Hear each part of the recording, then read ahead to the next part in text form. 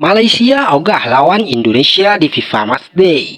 Legenda Malaysia, Safi Salih, justru akui level timnas Indonesia di Asia berkembang dan menuju Piala Dunia. Sementara itu, agenda FIFA Matchday pada September 2025 belum terisi. Hal ini dimanfaatkan PSSI untuk menjajaki laga uji coba internasional, dan salah satu lawan yang diincar adalah Malaysia. Sayangnya, hingga kini Federasi Sepak Bola Malaysia (FAM) belum memberikan respon atas ajakan PSSI tersebut.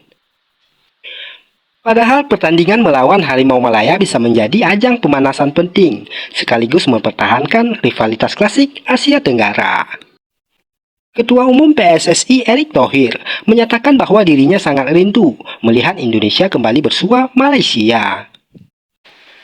Kami mau uji coba melawan mereka. Sepertinya kita sudah kangen juga melawan Malaysia dan sudah cukup lama. Tes nyalilah sama-sama, ujar Erick Thohir dikutip dari Antara. Ketiadaan respon dari Malaysia justru menimbulkan kritik tajam dari dalam negeri mereka. Legenda timnas Malaysia, Safi Salih, menyayangkan sikap pasif FAM terhadap tawaran Indonesia. Ia menyebut bahwa Indonesia saat ini merupakan kekuatan besar di kawasan ASEAN dan menjadi lawan ideal untuk mengukur level Malaysia. Timnas Indonesia adalah tim yang terus berkembang dalam beberapa tahun terakhir. Mereka juga bersaing di Asia untuk memperebutkan tiket Piala Dunia, dan banyak pemain dari mereka yang tampil di luar negeri, ujar Safi Salih dilansir dari Astro Arena.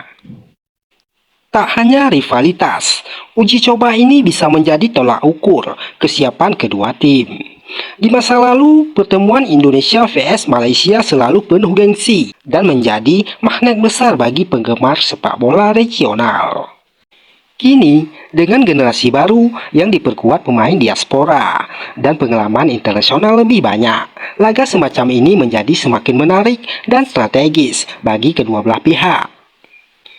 Jika Malaysia tetap tidak memberi tanggapan, PSSI telah mengantongi dua opsi lain, yaitu Lebanon dan Kuwait. Kedua negara tersebut sudah memberikan respon positif dan bersedia bertanding dalam turnamen mini yang direncanakan digelar di Jakarta. Uji coba melawan tim-tim Timur Tengah ini juga bisa menguntungkan, karena kemungkinan skuad Garuda memahami pola permainan lawan yang mungkin akan dihadapi di babak keempat kualifikasi Piala Dunia 2026. Sebelumnya sempat muncul wacana menghadapi Rusia, Uzbekistan, hingga Belanda. Namun kendala jadwal yang menjadi hambatan utama. Kami sudah menjawab Rusia, sudah mengirim surat, tapi mereka minta September atau Oktober. Kan Oktober kita tidak bisa, jadi kami bilang kalau tahun depan, ya boleh saja, jelas Erick Thohir. Asisten pelatih timnas Indonesia, Alex Pastor, juga menekankan pentingnya melawan tim dengan kekuatan setara atau bahkan lebih kuat. Uji coba berkualitas dinilai akan membantu Garuda mempercepat proses adaptasi, terutama menjelang laga-laga penting melawan negara-negara besar Asia seperti Jepang atau Arab Saudi. Dengan kalender FIFA Matchday yang terbuka pada September, laga uji coba menjadi kunci penting bagi pelatih Patrick Kluivert untuk menyiapkan taktik menguji kombinasi pemain dan menambah jam terbang internasional. Jika Malaysia melewatkan kesempatan ini, maka peluang emas itu akan jatuh ke tangan Lebanon atau Kuwait. Mungkin saja Malaysia enggan untuk melawan tim Garuda yang diisi oleh pemain diaspora yang bermain di Liga Eropa. Kalau kalah ya pasti malu, karena Garuda rival abadi Malaysia. Malaysia juga nggak mau FIFA Matchday dengan tim yang kuat.